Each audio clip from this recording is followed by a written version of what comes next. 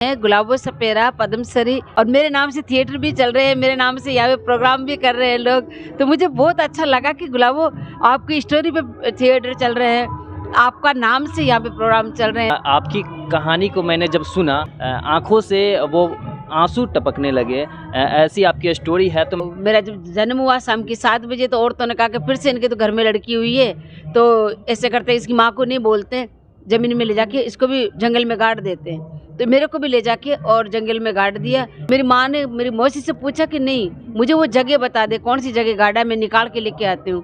मेरी मौसी ने कहा कभी नहीं बता सकती मैं। बेटियाँ इस समाज की वो धरोहर है जो अपने साथ वंश को बढ़ाती है।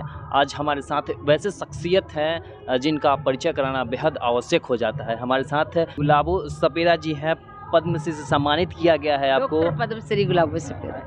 अच्छा ये बताइए, सोनपुर में आकर कैसा लगा? मुझे बहुत अच्छा लग रहा है सोनपुर में आके। पहले बार मैं आई हूँ और मेला और इतने लोगों को सबको देख के और सब लोगों को देख के बहुत अच्छा लग रहा है। मैंने सुना कि 1 महीने से ये चल रहा है और मेरे नाम से थिएटर भी चल रहे हैं, मेरे नाम से यहाँ पे प्रोग्राम भी कर रहे हैं लोग। तो मुझे बहुत अच्छा लगा कि गुलाबो आपकी स्टोरी पे थिएटर चल रहे हैं, आपका नाम से यहाँ पे प्रोग्राम चल रहे हैं। तो ये मुझे बहुत अच्छा लगा है कि मैं तो पहली बार यहाँ आई हूँ, लेकिन देखो मेरा नाम यहाँ चल रहा है, मेरे नाम से यहाँ थिएटर चल रहे हैं। तो ये बहुत बड़ी बात है मेरे लिए और बहुत अच्छा लगा है। देखिए आपकी कहानी को मैंने जब सुना तो मेरे मतलब आँखों से वो आंसू टपकने लगे। ऐसी आपकी स्टोरी है। तो मैं संक्षेप में आपकी स्टोरी को अपने दर्शकों तक पहुंचाना चाहूँगा कि आखिर बेटियां समाज के लिए क्यों आवश्यक है। समाज के लिए जब बेटियों को जब अपन रखते हैं तो वो बेटी एक दुर्गा का रूप लेती है, एक लक्ष्मी का रूप लेती है, सरस्वती का रूप लेती है, क्योंकि तीनों रूप एक औरत में ही बसते हैं। और वो माता है और एक धरती माता भी तो माता ही है। और अगर बेटी नहीं होगी तो बेटा भी नहीं होगा। तो बेटी होना बहुत ज़रूरी है। अगर बेटी होती 2 वंश बढ़ाती है, वो पियर का भी नाम करती है, ससुराल का भी नाम करती है। अगर बेटी नहीं होगा तो आपका वंश नहीं बढ़ेगा, वो आप आगे बेटा नहीं हो सकता आपकी। तो बेटियां बहुत आवश्यकता है घर में आना, और एक लक्ष्मी होती है वो। तो कहते हैं आंगन कमारा नहीं रहना चाहिए। तो बेटी आएगी तभी तो आपके घर में शादी होगी, तभी तो धूमधाम से सारे लोग आएंगे, इतना सारा आशीर्वाद मिलेगा, इतना प्यार मिलेगा। आपके संघर्ष की कहानी को मैं थोड़ा जानना चाहूँगा, क्योंकि बहुत आपने अपने ज़िंदगी को नज़दीक से देखा है और एक धरती के अंदर से उभर कर और आज चांद पर कहीं ना कहीं आप बिखेर रही हैं अपनी कला को। हमारा समाज जो है वो कालबेलिया समाज है, जो जिसको सपेरा भी बोलते हैं। सांपों को नचाते हैं, घर घर जाके उनकी पूजा करवाते हैं। बस इसी कारण वो गरीब लोग हैं और वो भीख मांग के खाते थे।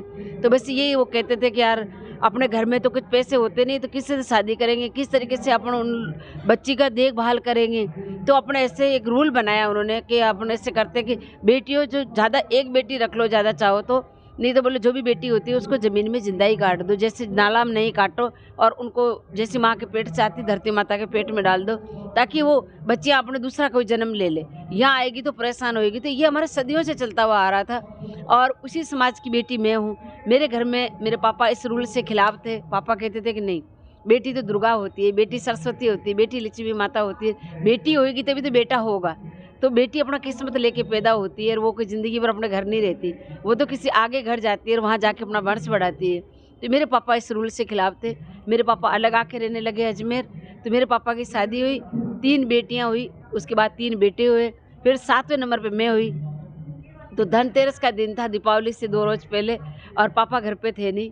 तो मेरा जब जन्म हुआ शाम की 7 बजे तो औरतों ने कहा कि फिर से इनके तो घर में लड़की हुई है, तो ऐसे करते इसकी माँ को नहीं बोलते, ज़मीन में ले जाके इसको भी जंगल में गाड़ देते हैं। तो मेरे को भी ले जाके और जंगल में गाड़ दिया। मेरी माँ को नहीं बताया कि बेटा हुआ या बेटी हुई। तो मेरी माँ थोड़ी देर वेट किया कि अभी बच्चे को नहला के नहीं लेके आए, नाड़ा काट के नहीं लेके आए, तो लेके कहाँ गए। तो जब मेरे मौसी से पूछा तो मेरी मौसी रोते हुए कहा कि तेरी बेटी को तो मार दिया, बेटी हुई थी। तो मेरी माँ रो रो के उनसे भीख मांगी कि मेरी बेटी को मुझे दे दो और मारो मत। तो वो औरतें ले गई और मेरे को ज़मीन में गाड़ दिया। उसके बाद मेरी मौसी ने मेरी माँ को कहा कि तेरी लड़की हुई थी, उसको ज़मीन में गाड़ दिया है। तो मेरी माँ ने मेरी मौसी से पूछा कि नहीं मुझे वो जगह बता दे, कौन सी जगह गाड़ा, मैं निकाल के लेके आती हूँ।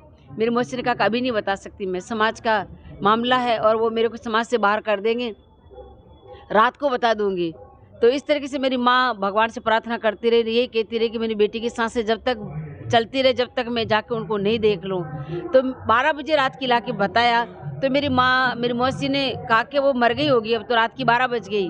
तो मेरी माँ ने कहा कि नहीं, मेरी आत्मा ने मेरा विश्वास कहता है कि मेरी बेटी ज़रूर ज़िंदा मिलेगी। और मेरी माँ का विश्वास और आत्मा जीती और मैं मेरी माँ को ज़िंदा मिली। जब मेरे को ज़मीन में से और उस मिट्टी में से खोद के वापस निकाला तो मेरी सांसें चल रही थी और मेरी माँ की विश्वास का जीत हुआ। तो मैं हर माँ को यही कहना चाहूँगी कि आप चाहोगे तब भी ये कर सकती हैं, क्योंकि माँ जो होती है ना, वो अपने दिल का टुकड़ा होता है और वो कलेजे का टुकड़ा होता है। माँ चाहे तो क्या नहीं कर सकती।